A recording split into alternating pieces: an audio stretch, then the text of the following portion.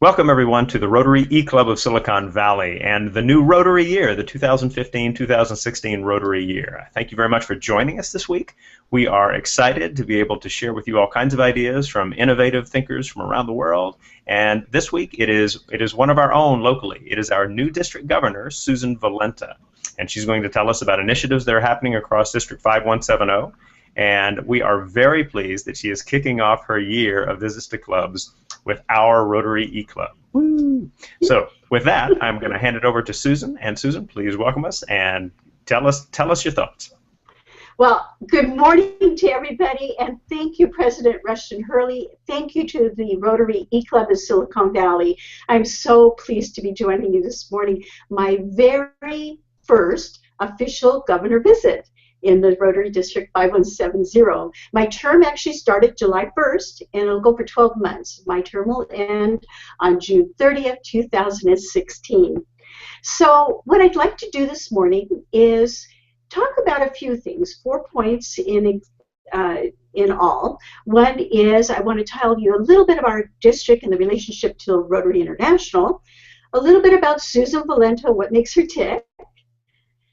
The next is the Rotarian being a gift to the world, and then at the end, a question about what is your legacy.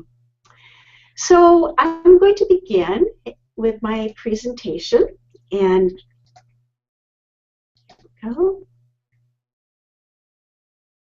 Okay. Thank you for your patience. So the presentation is connecting with community leaders, exchanging ideas, and taking action. So for the first 15 minutes, we're just going to be having a conversation about this. So I'm going to go to my next slide. I'm sorry. Give me a moment. So first of all, I want to tell you about the district itself. And this is a little map to show you that we are actually a 4-county region: Alameda, Santa Clara, Santa Cruz, and San Benito counties. It's 53 clubs in this district, and what's really great about it, it's very easy to visit clubs. And now with our eClub, it's even easier to visit a club and having a club meeting anywhere, anytime. So the next is I want to show you our relationship to Rotary International. And I hope you bear with me. There's a little bit of geography here, but Rotary International has the 1.2 million members in 200 countries and geographic areas divided into 34 zones. Your district is in zone 26, and I'm going to tell you about that in just a moment because it's significant. We have 530 districts encompassing 33,000 clubs with our 53 clubs in this district. And with that, we have 3,800 plus members, and we actually organize ourselves into 9 geographic areas. So each one of those areas has an assistant governor. Your assistant governor is Sue McSurley. She's a past president of the Rotary Club of Los Gatos Morning. Why do we have these assistant governors? Well, as you can see, the Rotary world is large. And this is an effective way for our club presidents to have somebody that they connect with anytime. And so this is a very effective way to stay in touch with our clubs and keep information flowing. We also have one assistant governor who is with the large clubs, and that's Robert Kidd. So then, as I mentioned, we're in Zone 26, and this is a really quick map of Zone 26. And what's significant about it is our Rotary International representative for these 2 zones is our own Brad Howard with the Rotary Club of Oakland Sunrise. And Brad is going to be in this role for 2 years. As the arrow shows, this is where 5170 is, right here in the center, and we share an area or a geographic region with us, Central and Southern California, Hawaii, Arizona, a little part of Nevada there. So it's a nice compact zone. And then Zone 25 is the other part that Brad's going to cover. So he's going to have a very, very busy 2 years. Now, I would like to extend an invitation and mark down this date. July 8th is the very first cabinet meeting at the India Community Center that's in Milpitas. And Brad Howard out of his busy schedule, is going to be our keynote speaker. So not only are you going to hear this gentleman speak about Rotary, you're going to get a chance to meet with him, ask questions about Rotary International, anything you want. Brad is just very open and it's just a wealth of information. But the thing is, I think that our district has bragging rights. And so I'm just going to cover a few of the things that I think are so wonderful about our district, but there is a whole lot more than this. But first of all, we have the largest Interact group in the world. 7,000 interactors in District 5. And this is a picture of the 2014 Fall Leadership Conference. And this was at Independence High School. This picture just demonstrates the energy that these young people have. The other is that we're a high in our Rotary Foundation giving. This past year, our Rotarians gave $737,000 to the foundation. We were #1 in our Zone 26, a lot to be proud of. And our goal is to be at $1 million in this next year. We're also a high-performing district in membership growth. So right now we have 3,800 members and growing. We're going to reach 4,000 this year, and by 2070 we're going to hit 5,000. The other is that our district has active clubs. So in this picture, and I could spend the whole morning talking about what our clubs are doing in the district, but this is my good friend Will Sutton with the Rotary Club of Hollister and a recent fundraiser they were doing. The Rotary was doing their creek cleanup. And then there was a program you just had with Julie Matsumichima talking about the children's play garden in San Jose, and this lady that took the idea and it evolved into a $6.5 million signature project where children of all ages, all abilities can play in this wonderful garden. So, you know, again, we have so much to be thankful for and to appreciate about our clubs in the district. So, go back to Chrome. Uh-oh. Give me a moment. I think we went into this really weird mode. Anyway. Excellent. You've gone kind of 2001: A Space Odyssey on us. I love it. And so what you want to do is click. Are you going to continue with some more slides? Afterwards, yes. Okay, yeah. So go ahead and do the stop sharing there at the top. Right there. Okay. Thank you. Thank you very much. Sure. So, so now I'm going to tell you a little bit about Susan Valenta. So I was raised in San Jose, 3 brothers, a sister, and yes, I drank water from the backyard hose. Our seatbelt in the car was Mom putting her arm against our chest. We rode in the back of the pickup truck. We rubbed baby oil all over our bodies for that golden tan or red. So according to the safety warnings of today, we're actually lucky that we survived childhood. But let's say, okay. But what I want to show you is, oh my gosh, we're in Space Odyssey again. Goodness. All right, well, we'll just kind of see what we can do here.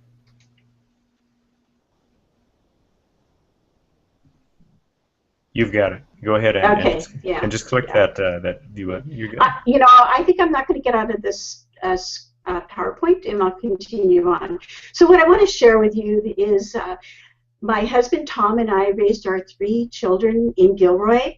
We're the proud parents of 6 wonderful grandchildren. My grandson Aaron just graduated from University of California, Davis, and we just have had this wonderful life. I had a successful career at the Gilroy Chamber of Commerce for 24 years. I retired as their president and CEO, and now I have my focus as Rotary.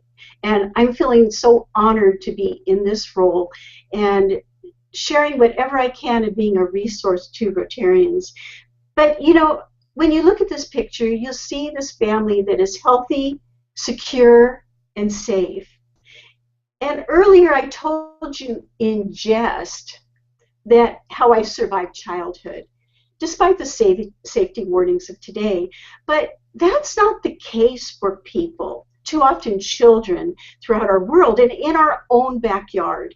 Our newspapers are filled with stories: food insecurity, water that makes people sick because it's contaminated, young girls being forced into marriage, bury children before their little bodies are ready and being matured, and families living in cars. The issues are real and the conditions are tragic. Here in our own Bay Area, we have the 3 highest intensity child sex trafficking areas in the nation. But this message is not about any one issue. This message is that we, as Rotarians, have the power to change the course of humanity. I love the words of Malala Yousafzai when she visited San Jose in June. This young lady, 17 years old, and at the young age was shot in the face by the Taliban because she was so bold to want an education. Her words moved me. What she said was, if you want to change society, if you want to see change, you must step forward to bring change. So I ask you, what if we as Rotarians were so bold? What if this year's theme states that be a gift to the world? We turn it into that we're more than Rotarians attending a weekly meeting. With that strength in numbers, that we were the greatest societal change artists ever in the history of humankind. How bold are you willing to be? Did you know that every minute, one child will die from waterborne diseases? Each year, 3.4 million people die because they can't access something that we take for granted: clean drinking water. So let me tell you about a simple act that was bold. So in 2009, 2 women from my Rotary Club of Gilroy volunteered to go on a polio immunization day. One of those women had been a Rotarian for only a year, and you can see her giving the drops to this little baby, and the mom holds her in her arms. The other picture to the left is my good Rotarian friend, Pat Golden. She was one of the first Rotary members in our Gilroy Club when they were allowing women to join Rotary. They went, they gave the drops to the children, and then they were told about a project fair. Walking around the project fair, they passed one of the booths, and a young woman came out, and she asked them to listen to her pitch about a microfinance loan for women. Well, the Rotary International did approve the application for a global grant, and what it became was a microfinance loan for women matched with the drilling of 6 water wells in West Africa. And this is where the story gets really good. Today, those 6 wells are completed, and they give 100,000 plus people in West Africa's villages the clean, disease-free water. And the women of those villages are not carrying water 10 miles to bring that clean water for their families to drink. They have it right there in the village, and they can use their time as a result of that microfinance loan for their cottage industry. It's powerful. And that new Rotarian that went to West Africa, well, I had sponsored her as a member of my club. Her name is Catherine Felice, and you saw the pull-up banners behind me at the beginning of this presentation. She owns a graphics design firm in Gilroy and does these award-winning designs and work. She, as a new Rotarian, was so bold. My friend Pat Golden was so bold to get out of their comfort zone, to go to West Africa for this National Immunization Day. And then now, as a result of that, this clean drinking water is a reality in these villages. You know, I look at the accomplishments of your club over these past few months and just think how the contributions of your club made to that new nonprofit center for teens with substance abuse may save a life of a teen because they have access to counseling. I love those 12-second videos that you made because they're quick and it gives a clear picture of what is Rotary, and it gives that spark to, well, I want to find out more. The outreach that you're going to be doing to the Rotaractors and being mentors is so powerful. People are looking for these connections. There are so many ways to be a gift to the world. You know, in March of this year, I went to Monterrey, Mexico on a wheelchair distribution with Rotarians from our district, and then also there were Rotarians from Midland, Texas. I met so many great new friends. They're going to be my friends forever, and they were all Rotarians. The overwhelming need for wheelchairs, for mobility, for people throughout the world is really what inspired me to come back and do a wheelchair project for our district. When I saw faces like this young boy and his mom realizing that now her son can get around throughout their town, it just makes me understand how fortunate I am and how little it takes to make a difference in somebody else's life. So right now, we actually have money set aside in the district. Here's another picture. The young people in the town came forward, and I digress for a minute, with the playing music and some more of the wheelchairs. We actually went and opened up the boxes, assembled them, and actually delivered them to each one of these people, most of them children. So we've made it very easy, and what happens is anybody who wants to do a $100 donation to this wheelchair project, they can do it as a club, they could do it as an individual, everybody receives a certificate. And I apologize, this is a very small screen, but this is all online. And then what happens is you'll see where they can do a gift of $100 or whatever increment. It gets matched with $50. Every $100 gets matched with $50, and it buys a wheelchair. And the way that's set up, if you scroll down to this pull-down menu, we in the district will get credit. So the pull-down goes to the Rotary District 5170 Governor's Project, for a better word, but I really see this as a club district project. So our goal is 270 wheelchairs, and to be able to go back and deliver a container load, 280 wheelchairs to a community in Mexico and beyond. And really, 280 wheelchairs I know is very doable. And if we get more wheelchairs, we have plans to do some distributions at other locations. So I'm just excited about it. And so far, there's actually several of the clubs that took a portion of their district designated funds and have set aside, I think, about $6,000+ for the purchase to do the matching grant. So every $100 to $50, a wheelchair is purchased. And for me personally, I'm going to be giving Christmas presents this year. And I'm going to buy wheelchairs and sending a certificate to the recipient that they are really giving a gift to the world through that, my personal gift. So there's so many ways that we can do that. So the success of this campaign is actually going to be a big celebration. I would love to have you save the date for April 29th to May 1st for the district conference that comes up. But the first part, the best part, is a reception at the Blackhawk Museum, at the Automobile Museum. We're going to have a private reception for our clubs participating in that wheelchair project for our Paul Harris Society members, and it's going to be the actual kickoff of our district conference.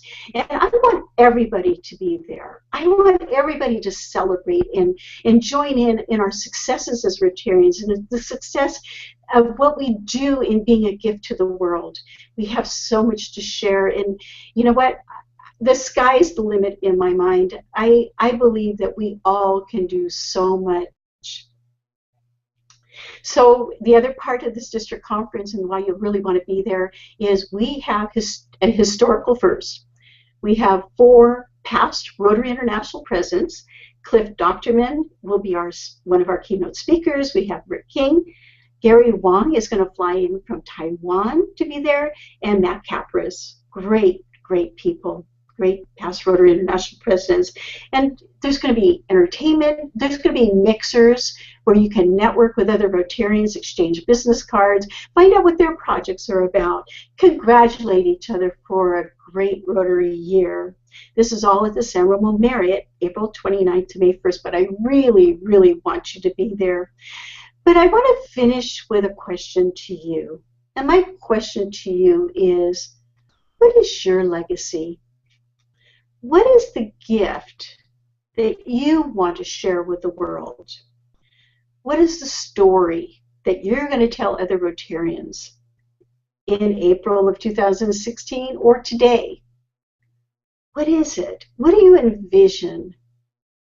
When I talked about being change artists in the world, where do you fit in with that? I say that we can be bold. We can make a difference. We can, and we are a gift to the world. I close this with a favorite saying by W.H. Murray, and it fits so well. Whatever you can do or dream you can, begin it. Boldness has genius, power, and magic in it. I thank you very much, and right now I will get out of this presentation and we'll go to a question and answer, and hopefully we're not going to get all those other slides, but let's see if we can quit this. So Rushton, we are back. Nicely done. Okay, so first of all, our district governor, Susan Valenta. Okay. Thank you. Thank you very much. Yeah. It is wonderful to get the message about the exciting things that are going to be happening as a function of your year. And I think what we will see is that there's a lot of enthusiasm in our club. Ours was one of the ones that put DDF funds into the wheelchair project. And we're a little late in the game on that, but we did get in. And I want to let you know kind of who we have in the group, because we have a bit of a record-setting group going on at the moment, which we're really proud of. Yeah. So from left to right on my screen, and perhaps it is on everyone else's, otherwise it's right to left. But we have our treasurer, Alan Thompson, who is joining us from Bakersfield. We've got our PR chair, Chris Cochran from Ontario, Canada. We've got our Rotary Foundation chair, Frank Trapicchio, who is down in more Southern California. We have Lisa Heifel, a new member to Rotary and a well-respected speaker in educational circles. We've got Mitty Chang, our webmaster, and while he's a new Rotarian, he's got 10 years of Interact and Rotaract leadership experience and a wonderful asset to our club. We have Richard Nags in Cape Town, South Africa, who has the distinction of being the farthest flung member of our team. But he's going to be doing an upcoming presentation on the work he does with Parklands College, one of the finest pre-K to 12 schools in Africa. We also have Shags Chagrin, our membership chair, who started his Rotary experience, I believe, at age 3, if I remember his presentation right on that. And then, of course, you and I am the president of Rotary eClub of Silicon Valley, Rushton Hurley. So I know that our folks in the group have some questions about some of the things you presented. So I'm going to see who waves at me, and we'll start from there. Let's get a question in for our district governor. I'll start. with the, you got a real nice a nice shout out in the chat for the group that you see here. It's not something that those watching the recording will see, but from Mitty, who I believe also is a UC Davis grad. So he let out a big woohoo. And well, thank you, Mitty. well, my thinking is that that you have probably seen lots of people in our district who have taken innovation kind of to a new level with regard to what can happen in a service setting. And so if you have like a good example of that, that's a big focus for our club, is that sense of, okay, how can you be innovative and serve the larger community? If you've got a good example of that to share, that would be great. Well, first of all, I think that eClubs are one of the most innovative ways of reaching a wide audience. I mean, here we have people from all over the world tuning in and hearing, sharing of stories, hearing programs. So that's one example. The other is I'm noticing clubs are asking for more webinars. In our Bay Area, when you're traveling, the traffic can be horrendous.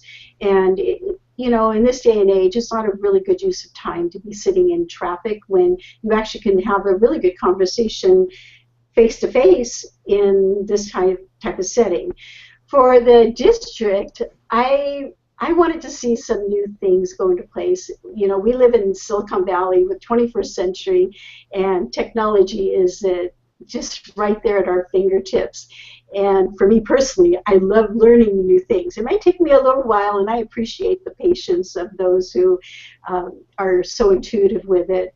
But, one of the things that we just kicked off a couple days ago is our Rotarians can do online registration. So if you're going to a cabinet meeting, if you're going to sign up for a seminar, you can go to one place, pay online, and be on the reservation list. So that's a big change for our district, and I'm really happy about that.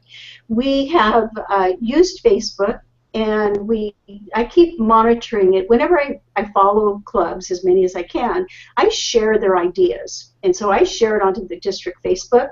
What I really would like to see is more of our clubs do that, because many of our clubs do have Facebook for their own club.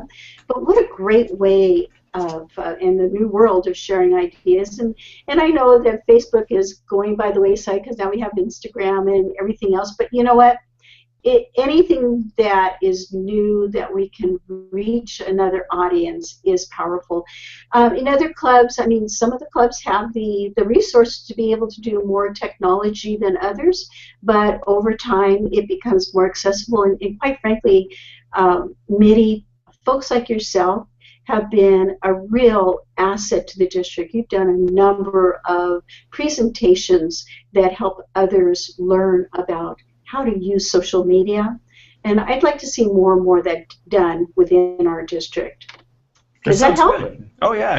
It's actually one of the thoughts that Mitty and I have tossed back and forth in a couple of conversations, and we'll be talking about it in our board meeting tonight, about some of the upcoming socials. We want to try to mix socials with opportunities for Rotarians from clubs all over the district to learn about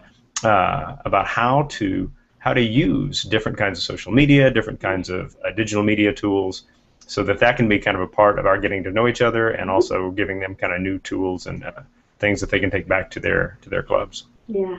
Well, great. And as you can tell, I love this stuff. It just takes me a little while, but once I get it, I get annoying after a while. No worries there at all. I mean, so who do we have ready for a question? So if somebody would unmute and kick in, that would be great. Anybody else?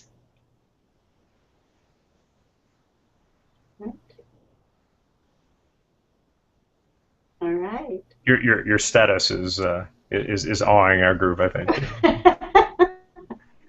Well, as I mentioned, Brad Howard coming to our district cabinet meeting, that is going to be so great. And, I'm going to send an email to you, Rushton. There's a number of training programs going to be offered on grants training. There's going to be a membership seminar on August the 22nd. and we're just finalizing plans on location, but I believe it's going to be at the Embassy Suites in Milpitas. There's just going to be a lot of things. Debbie Rice is our public image chair for the district. She's going to go around the district and provide some training on how we incorporate our new brand. Rotary International spent quite a bit of money on figuring out, well, what are the words that we use that help to tell people who we are and what we do. And what they came, they filtered it down to these key phrases, and it really does describe us. We join community leaders, we exchange ideas, and we take action. And when I look at that and I start to own it personally, it really is what Rotary is about. We, you know, I can talk about the polio initiative, and I can talk about that game changer. Can you just imagine if those folks way back in the 1980s did not do the project to the Philippines, did not start combining their ideas and their energies, where we'd be today? I mean, polio cases, I'm thinking in a few hundreds.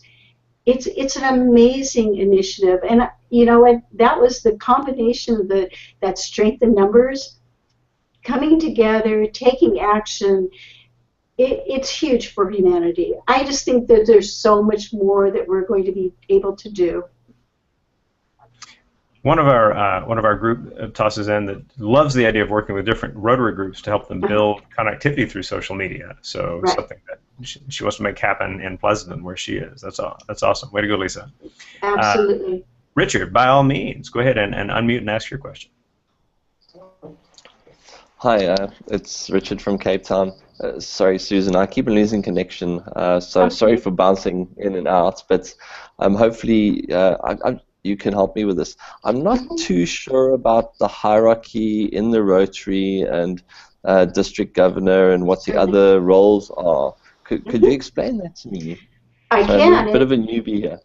And that is an excellent question, because in my role at a Chamber of Commerce, I always worked with the board of directors, and I always had a new chairman of the board each year, and I had board members, and they would set the policies of my organization.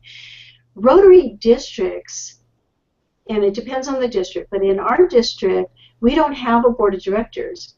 However, that being said, the structure is Rotary International appoints through, and the district selects their district governor, but Rotary International sanctions that. So you have one officer who is an officer of Rotary International. So actually, for this year, I'm an officer of Rotary International, and I am the only officer of the district. Now, that being said, we have a very unique structure. And again, I can't speak for other districts. I can speak for ours, where we have what we call a district governor string. So I have my past district governor, myself, my governor-elect, my governor nominee, and a couple of months the designate. So we'll meet together on a monthly basis, and we share what's going on in the district. And I bounce ideas off of them, but truly, because of this role as the officer, I have a certain amount of autonomy in that role. But my approach is really more very collaborative, very inclusive.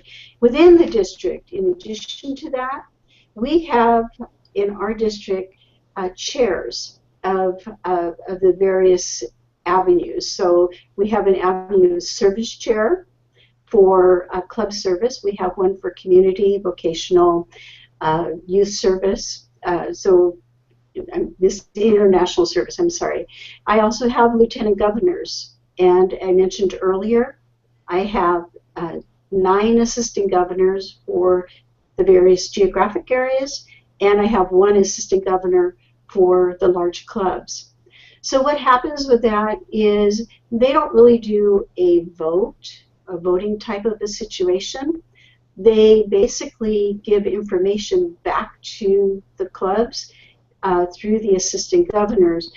That's not to say that if we change a policy, if we have something proposed to change a policy, that we go through a resolutions committee and that's a vote of our club president. So we are dictated by policy. So if I was looking at the whole thing to filter it into more of a condensed response to your question, Rotary International has me as the officer for the district. I have 2 lieutenant governors, 10 assistant governors, and chairs for the various activities that happen with the district. So it becomes a communication stream, and it becomes a huge team of people helping our clubs, because really there is only one role for the district. The only role of the district is to be a resource to the clubs. Does that help? Yes, thank you. Wow. It's amazing that such a huge machine works so well. So thank you.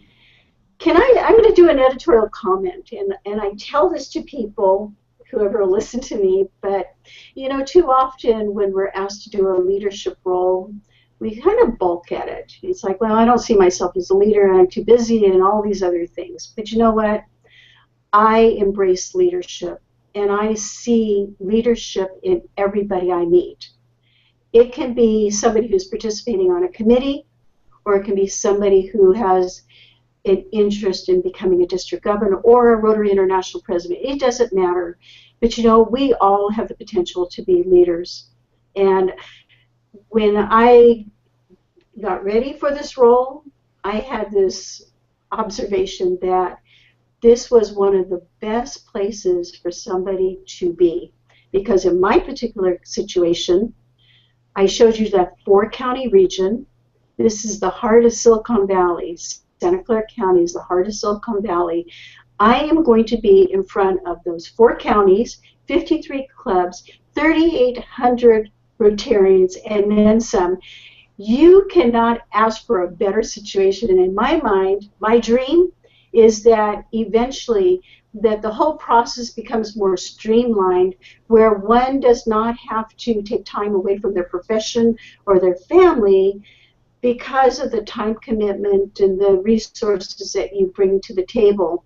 I believe there's a way to make it happen, and I've been working behind the scenes within our district, bringing the best practice that I used at my chamber and trying to see if there's ways we can streamline that. But it's a wonderful, wonderful opportunity for the young professional. I would encourage it.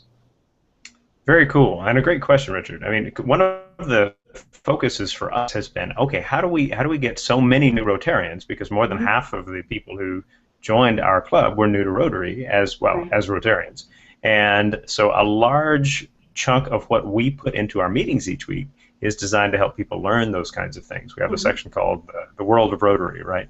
And that one of the things that I really like about that is that we have the opportunity to tap into the really strong videos that have been a part of Rotary the last 3 or 4 years. They've done a very good job with PR and telling those stories. And so I thank you also for recognizing the work of our PR chair, Chris Cochran, who put together those 12-second videos, right? They're designed to get people going, oh, wow, interesting. You know, what is this Silicon Valley Rotary.com thing, you know, and to come and take part. Do we have a... Go ahead. If I could touch on something, you know, this past year has been my year of discovery, because quite frankly, when I looked at Rotary as a whole world, they have so many opportunities out there for doing things based on an individual's interest. And it's just a matter of discovering these things. I mean, there's travel, there's fellowships, there's an opportunity to study in other countries. There's just so much. It's almost hard to get your arms around it all. And I would encourage everybody to really explore the international aspect of Rotary. When I went to Mexico for this wheelchair distribution, I had never gone on an international project before, and I wanted to get, so I have an understanding of what does that take. And it was an eye-opener, because for one, in looking back, I wish I had taken the time to do other international projects, and in the future, I am going to go. I thought it was a life-changing experience, and anybody can do it. It's very doable. I think those active moments where we get to do what we believe, really, are the ones that inspire us to devote all the more time to making the different things happen that are a part of true service. Absolutely. So that's probably a good place for us to finish up. I want to thank Al and Chris and Frank and Lisa and Mitty, recently back from the convention in Brazil with another member, Yvonne Kwan. They represented as well, of course. And Richard and Shags and especially District Governor Susan, thank you so much for making time to kick off your year with us. We're really hoping that we'll be able to do a lot of good things for the clubs in our district, that a lot of members and in the different clubs will stop and say, you know, I can be 100% attendee Rotarians, because it's that easy to make up when we've got this club in the district that is designed to be that flexible, right? And that's who we are. Well, thank you. Yeah, we don't need people to leave their clubs. We just want them to make up with it. So all good. So before I sign off, if I can get you to come to that July 8th meeting, register online. I have a gift for you. I have this cool pen, Rotary pen. Ooh. And this year's theme pin. So come to the cabinet meeting, and I'll have one of these for everybody. Perfect, perfect. And for the others that are not a hop and a skip, I'll put one in the mail to you. How about that? That's awesome. Very just cool. Send me an email with your address, and I'll send that in the mail. Alan and I will make that happen and make sure that all of our near and far-flung folks are going to get to tap into that. Thank you. So everybody, thank you again for joining us for the work of the Rotary eClub of Silicon Valley. We meet every week online. You can join us anytime between Monday morning and Sunday night to learn a little bit about Rotary, to learn about the things that we are helping make happen in our different parts of the world, and to celebrate what service can be to so many who are in need, and to all of us who need to tap into those pieces of ourselves, the very best pieces of ourselves.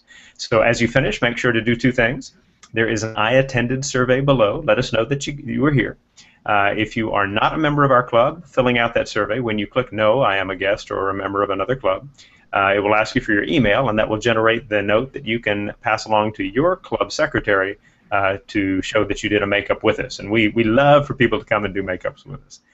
Also, at the bottom, there is a section called the Discuss section, and we love to get comments. We want you to let us know what you think about the program that you just heard, as well as the different pieces of the meeting.